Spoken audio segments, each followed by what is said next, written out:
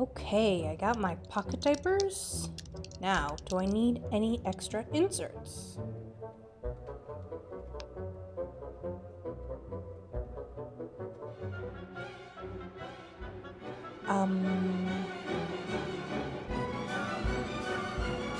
Talk about choice overload, am I right? No worries. Today, I'm going to talk about the basic types of inserts caretakers use when cloth diapering their children, and the pros and cons of each. This way, you can make a more informed decision of which you'd like to have on hand, depending on what your baby might need. I've included chapters in this video, so you can skip ahead to the parts that most interest you. But first, welcome to my channel.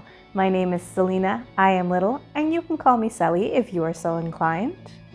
I am a first-time mom, 8 months pregnant with my first bundle of joy, and decided I wanted to share my journey of I have no idea what I'm doing, so I'm just sort of winging it. Pregnancy/motherhood. Hopefully these videos will help you learn from my misses and successes, or at the very least be entertained by them. My first couple of videos are all about cloth diapers. This is video number 3 in that series, so check the description down below for a link to the full playlist if you want to learn more. Now, let's start at the beginning, shall we? So, what is a cloth diaper insert? Well, they are layers of absorbent fabric sewn together into a rectangle or hourglass shape and are designed to be stuffed into pocket diapers. They can be used with other diaper types, whether laid on top or even wrapped up in the prefolds or flats, but mainly they were designed to be used with pockets. Quick recap of pocket diapers. Pockets have a waterproof outer layer with a pocket sewn inside. The fabric used to make the pocket is mainly made from a moisture-wicking material, keeping baby's bottom from getting too wet. Thus the need to insert the absorbency. Many pocket diapers come with 1 to 2 inserts when you purchase them. One for when the baby is smaller and doesn't need too much absorbency, and a larger one that can be used when the baby is larger or outgrows the absorbency of using a single insert. So you can use both. Quick tip, if your pocket diapers have only one opening, you have to make sure to take out the inserts before throwing them into the wash. However, if your pockets have 2 openings, the insert should be able to agitate out on their own during their wash cycle. The most common type of insert you'll come across is microfiber.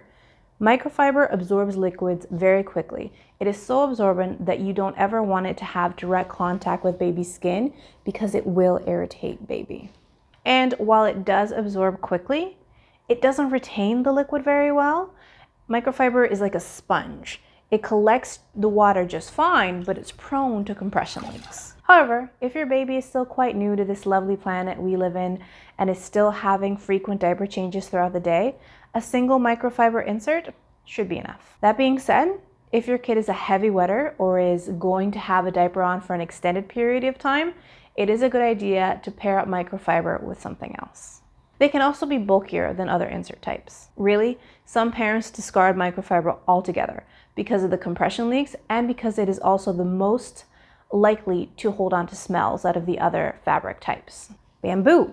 Bamboo inserts are usually a mix of bamboo and polyester or bamboo and cotton. They are safe to go up against baby's skin.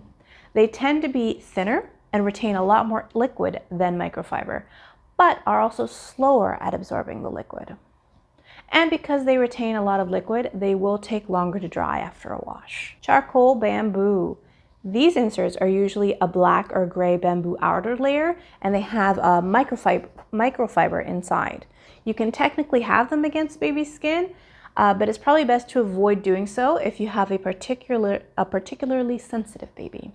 These inserts absorb fairly quickly and have moderate liquid retention. However, because they usually contain microfiber, they do have the potential for compression leaks as well. They can also be quite bulky. Next, we have hemp. Hemp inserts tend to be a mix of hemp and cotton. They are able to retain a lot of liquid, more so than other inserts we've mentioned previously, and they can be quite thin. However, they are also the slowest at absorbing all that liquid. Because of this, they are mainly used as boosters. Basically, they boost the absorbency of other insert types. And they are safe to go against baby's skin, but because of how slow they are at absorbing liquid, they are probably not the best choice at being the vanguard diaper. If they are what your baby's pee comes in first contact with, They may be sitting in wet for a while or even leak because the insert didn't have enough time to absorb all the liquid. But it's as the rear guard that they have the chance to shine their brightest, and they are a great tool to have in your arsenal. That being said, they can be pricey and take a long time to dry after a wash, and the fabric tends to be more rigid than other insert types. Next, flour sack towels. I mentioned flour sack towels briefly in my last video. Check that out if you haven't already. Flour sack towels are made of 100% cotton, so are safe to go up against baby skin. They are quick absorbers and retain a good amount of liquid. They're also very cheap, which is why they are a popular choice for many. If you have a heavy wetter or are using them overnight, you can include another insert or booster within the folds of the flour sack towel to add more absorbency. They can be bulky and you do have to fold them beforehand, so they take a bit more prep than other inserts. And then we have flats and prefolds. Flats and prefolds are mainly used in conjunction with diaper covers, which I also talked about last week.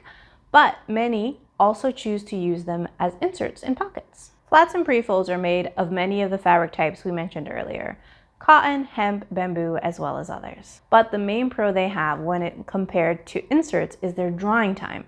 Flats especially, like flour sack towels, being a single layer of fabric, are going to have the quickest drying time of the lot. And prefolds, while taking a bit longer to dry than flats, will be more absorbent than other inserts because of the extra layers. It's also important to remember that prefolds come in different sizes and are meant to be used with diaper covers. So if you decide to use them as inserts, you have to make sure you buy them in the sizes that will work best with your pocket diapers. These will tend to be in the size small and newborn.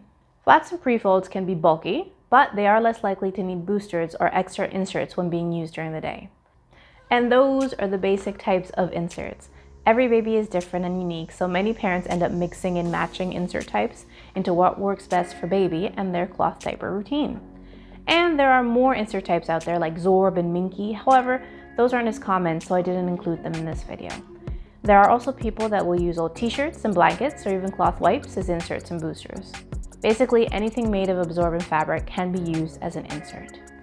If there are any cloth diapering veterans out there who have their favorites or who have used other types of strategies, please let us know in the comments down below. We'd love to hear from your experience.